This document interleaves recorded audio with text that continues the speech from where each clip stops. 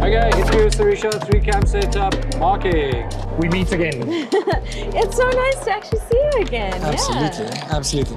Okay, so the last time we spoke, I know that you are the founder of Lawyered Up, which is what is Lawyered Up? So Lawyered Up is actually called Lawyered Up powered by Vega now. So I'm the co-founder and CEO of a platform that democratizes access to legal for small to medium-sized businesses as well as startups within the African continent. And how we're doing that is using technology. So, and I think there's no better time than now for us to be doing what we're doing. When we look at 40% of the GDP is SMEs. From an African perspective. So it's been really great to be able to support that specific industry and to see how it grows. I love the startup space. Yeah, no, clearly, because not only, so we're going to put a strap down here, but we need to now redo the strap because two-time founder, Serisha Barrat, also the founder of Boardroom? Boardroom, yes. Is it boardroom or boardroom? Boardroom, like who do you want to find in your boardroom? Well, yeah, tell me about who are we finding in your boardroom? So Boardroom is a dating app for professionals that verifies against LinkedIn. So we have an LSM 8 to 10, that's the target, and it's working professionals. If you think about it, social circles are shrinking. So do you really have time to go out? I'm a 2-time founder, I don't go out much. So where am I going to find the love of my life? And I'm not the only one that struggles with that as a challenge. I think many other people, especially around my age, are going through the same things because we're so career focused. And post-pandemic, I think people have become so comfortable being in their spaces that they hardly go out. I think these days we say, I've read somewhere, I saw a reel, and on the reel, one of the frightening statistics was like, we would be the first generation that would be worse off than our parents, where every other generation has actually incrementally been able to be better off. So working harder isn't just the thing that we want to do, it's something that most of us have to do. Absolutely. Yeah. So, but you've given me the polished answer there. Like, how did you come about with this? So all 3 co-founders, Wasani, Dorisha, and myself, are professionals, working professionals that want to find love, but there wasn't a platform that we could find it on. And we had a conversation on, are you dating? Wasani had just gone through a breakup at that time, and it was like, where am I going to be putting my time? I'm always working. I'm hardly going out. Where do I find someone? And we used our own problems as a solution for many other people because we're not the only ones that are going through it. So it's been an exciting journey. It's been very interesting to see the people that are coming onto the platform, what people think about it. I mean, we've introduced some very interesting features as well. Boardroom. Boardroom to the world. Fantastic. Okay, before we get into the features, because I do want to ask you about that, but that first iteration, just by mostly when entrepreneurs try and go to find businesses that look at big problems to solve, and that problem just came from 3 people having a similar overlap in problems. How did you go to MVP and get it started from there? Sometimes you shouldn't think about things too much. If you want to do something, do it. And that's exactly what we did. We're 8 months old and we're sitting on over 30,000 downloads with over 21,000 people utilizing the platform. It sounds like a lot. I'm not familiar with the app space. Is that a lot? I mean, for 7 months old, having 20,000 people that are matching and engaging on a platform that we've started, I think is incredible. And I bring it back to the lack of funding within the African continent and how volatile it is. So how did we do this with no funding as well? We've been bootstrapping, and the money that we make on a monthly basis, we're putting back into marketing and scalability. So if you think about a dating app, you've got to really create critical mass, right? You've got to have people on. You can't get on there and then it's crickets. No, who am I going to swipe on? So we really are honing in and saying, okay, how do we create this critical mass? How do we make it an app that's addictive? you want to check it. Yeah. If you think about Instagram or Facebook or social media platforms, you constantly want to check out what's happening, or how many likes do you get, or who's engaging with me. And we want to bring that aspect into what we're building with Boardroom. It's interesting that you mentioned Facebook, Instagram, and those platforms, because I don't engage with those platforms as much anymore since starting a business as I do with LinkedIn. LinkedIn and dating does not go hand in hand for me. What and how and how and how? Okay, so it's a dating app for professionals. Which platform, when you think professionals, which platform do you think about? It has to be LinkedIn, unfortunately. LinkedIn. Yeah. So, and if we think about safety and verification Absolutely. and authenticity, it's LinkedIn. Yeah, if you're building a network, you can't get that network compromised. Like, And if we want to have working professionals with an LSM 8 to 10, we're not going to necessarily find them just on the internet or on these social platforms like Instagram and Facebook. How do you verify that? Yeah. I can say on Instagram that I work at a huge corporation, Absolutely. but then how do I validate that it's correct? And that's through LinkedIn. Our main issue here is bringing safety to the online dating experience. You could think you're speaking to the CEO of this amazing company, but then it's not. Yeah. So how do you become a dating app that's safe for professionals as well? Fantastic. Going back to your funding model, so bootstrapping over here, what did you do with Lawyered Up? What are the comparisons to be drawn here? Pros and cons. Okay, so with Lawyered Up, I sold my car. My mom thought I was crazy. I was 22 years old when I properly started looking into the tech space.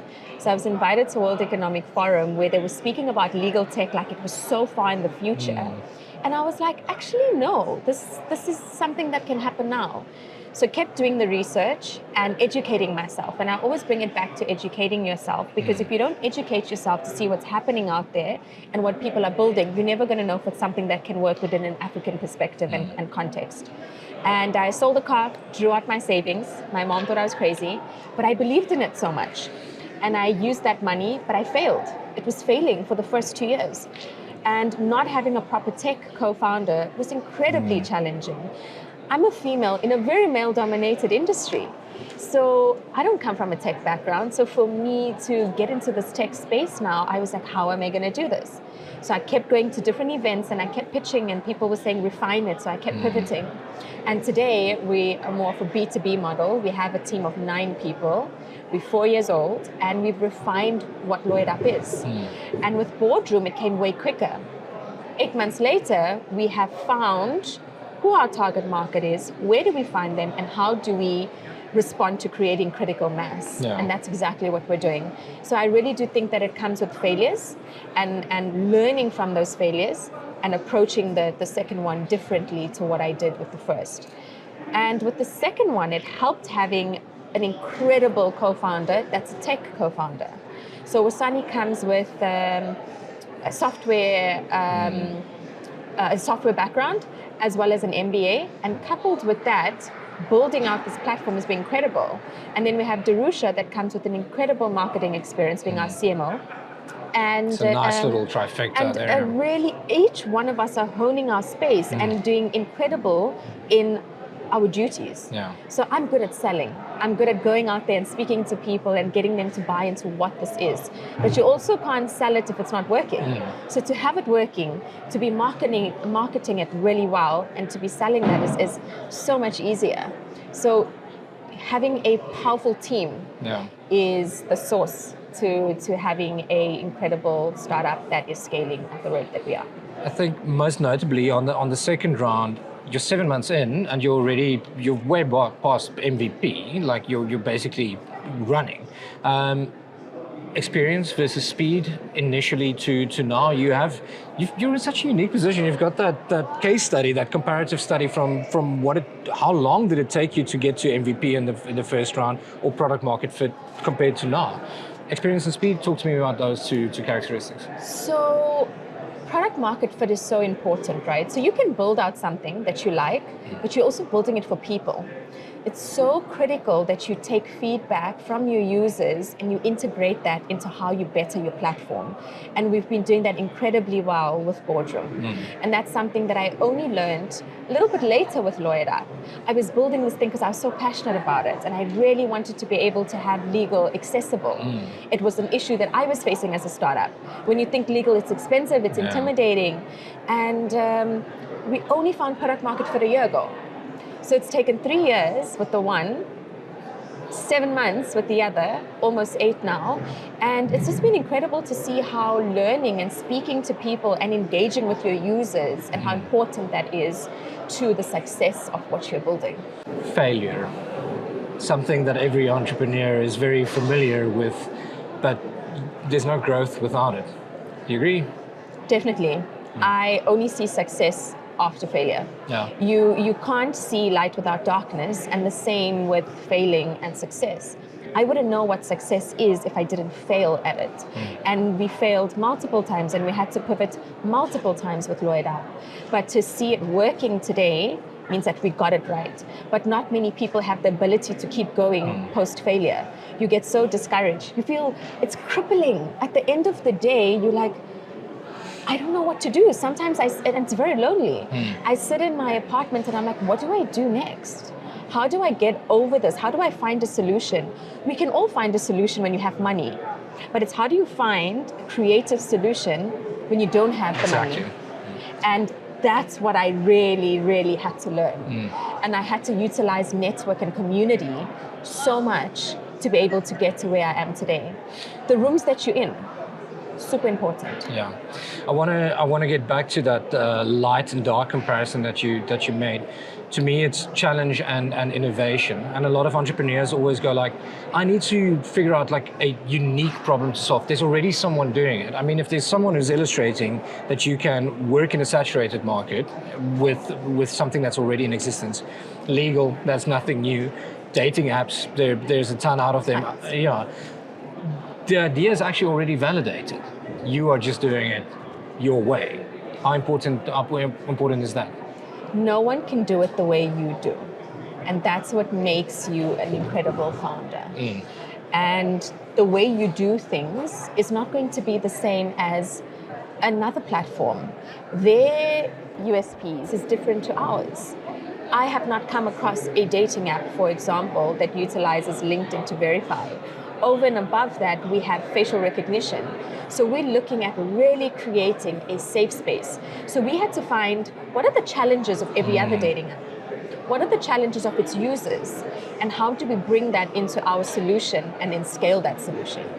And what was our challenges? My challenge was, I didn't want to go into a dating app and then just speak to anyone. I want a long-term relationship. I'm going to be 31 years old. I don't want to just hook up. I don't want to go into a dating app and hook up with someone. I want it to be something of substance.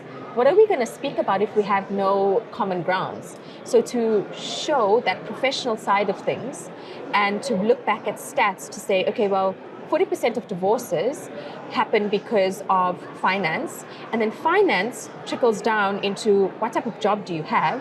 So if I want that stability and a really powerful home that I can build on and travel and experience life, it also can't be someone that isn't in the professional space. I can't expect to find that on just any dating app. Also, it's time consuming to be going on and gamifying this experience of swiping and then being ghosted. So we took all of those problems, and on Boardroom, we can only speak to 3 people at a time. Okay. So that's another value proposition. Have discerning taste immediately. Yeah. Like, if you're not my type, move on to the next person, end the chat, and move on. That's something don't waste my time. Yeah, founders and entrepreneurs, they know what they want. I'm assuming some of us. Some of us, yeah. Some of us. Talk to me about the thing that you mentioned that I can't stress the importance of, and I think you neither, but you can probably speak better to this. The rooms you're in, the networks you have. Once again, you're sitting in this ideal area of comparing the network that you had when you were 22 and the network you have now that you have. What is the difference? Like, how important, has it kind of shined a light on it a little bit? So it's important to be in the right rooms, but what's more important is what do you do with the rooms that you're in? So I could go to multiple events and be seen there, but am I following up with the people that I've spoken to? Am I still, re-engaging and getting out of that event what I came there to do? Some of us get shy, and I spoke about this earlier where I didn't have the confidence to go up to people and say, hi, I'm Serisha from, this is what I do, and I've seen what you do, and I'd really like to see if there's potential synergy. I can do it now, but I also feel that confidence comes with having a product that really works, because it becomes a little bit more challenging. Yeah, if you're trying to sell someone something that... And it's not working. And I had that for a long time with Lawyered Up especially, where I was going to these rooms and I couldn't say, here, try it out. Yeah. I was saying, can you help me build this thing? Yeah, that's a and different now conversation. I'm like, do you want to join the journey? You have the ability to say yes or no to joining the journey, because it's not about building a platform now, it's built.